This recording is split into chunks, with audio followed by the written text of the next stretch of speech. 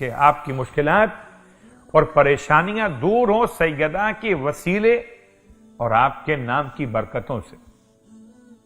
یہ نماز، اس کا نام ہی نماز فاطمہ زہرا.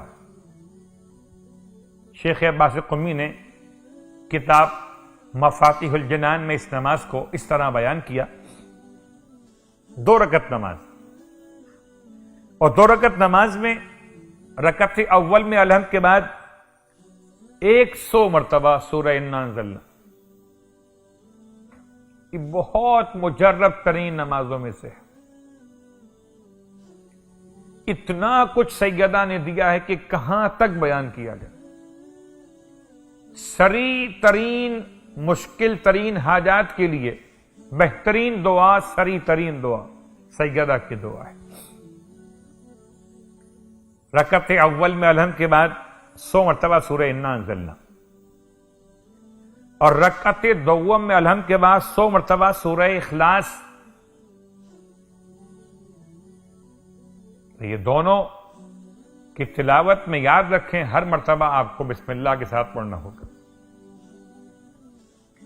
نماز مکمل کر لینے کے بعد شہزادی کونین کی مخصوص دعائے تسبیح، خدا مجھے اور آپ کو نصیب کرے.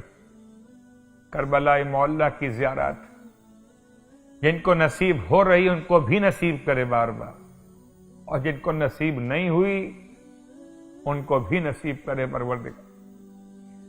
وہ تسبیح جو روزہ سرکار سید الشہداء میں پڑھی جاتی ہے، ایک سرہانے پڑھی جاتی ہے، ایک پاتین پڑھی جاتی ہے. سرہانے تسبیح مولا کائنات پڑھی جاتی ہے، اور پاتین تسبیح جناب سیدہ کونین پڑھی جاتی ہے.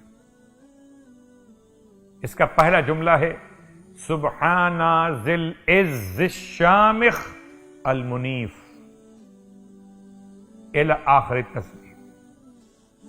یہ تسبیح آپ کو ملے گی کتاب مفاتیح الجنان میں، نمازوں کے چیپٹر میں پہلے ہی باب کے اندر، کہ جہاں نمازیں معصومین کی بیان کی گئی.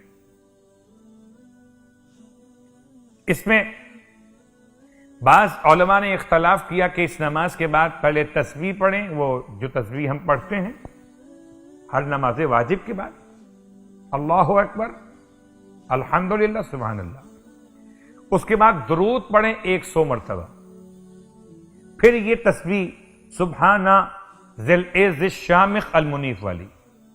اور اس کے بعد اب میں پھر پردے کی بات کروں بیٹیوں بہنوں کے لیے، ماؤں کے لیے، کہ یہ عمل جو انجام دینا چاہیں تو بالکل سخت ترین حجاب کے ماحول میں انجام دیجیے گا. اور مردوں کے لیے تو مشکل نہیں. جو جملہ بیان کر رہا ہوں وہ کیا ہے؟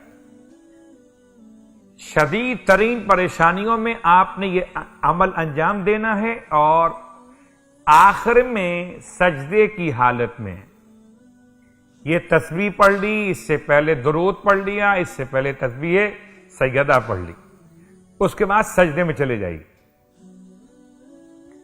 اور اب خواتین اپنے حجاب کی کمپلیٹ پابندی کے ساتھ تنہائی میں عمل انجام دیں، اور مردوں کے لیے وہ کوئی مشکل نہیں. کیا کرنا ہے کہ یہ اپنی کوہنیاں ان پر سے کپڑا ہٹا دیں، اور اپنے دونوں گھٹنوں کے اوپر سے کپڑا ہٹا دیں. اس کو ہم سمجھ سکتے ہیں کہ آپ اتنا حصہ کھول لیجئے. آج کل تو فیشن میں ایسے لوگ مل جاتے ہیں جو اس طرح کی پینٹیں پہن رہے ہوں، تو چلیے ایک ایسا لباس رکھیں اس نماز کے لیے. اصل موضوع ہے کہ آپ کے اعضائے سجدہ زمین سے لگے ہوئے ہوں. جانماز بھی ہٹا دیجئے، صرف سجدگاہ سجدے کے لیے ہو، اور باقی آپ کے وہ تمام اعضاء، 7 اعضاء میں سے آپ کے 2 اعضاء تو ہتھیلیاں اور 2 پاؤں کے پیر، جو پاؤں کے انگوٹھے، وہ دونوں، یہ 4 ہو گئے.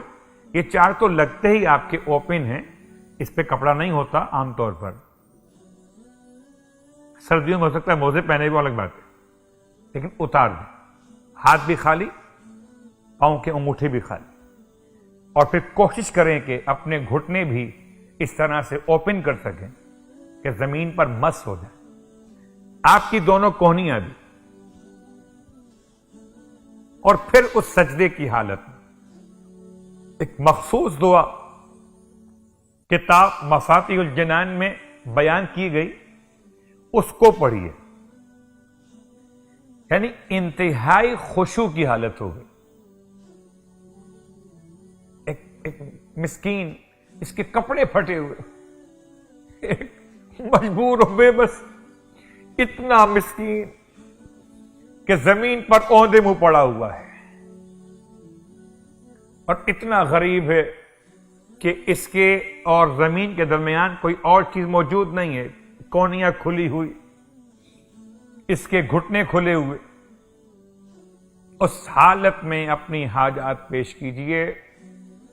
اس دعا کی تلاوت کے بعد جو اس کا حوالہ میں نے آپ کی خدمت میں دیا، اور اگر چاہیں تو وہ دعا آپ علماء سے رجوع کر کے لے سکتے ہیں، ورنہ کتاب مفاتیح الجنان میں نماز فاطمہ زہرا والے چیپٹر میں آپ کو آخر میں جا کر یہ پورا سلسلہ بیان کا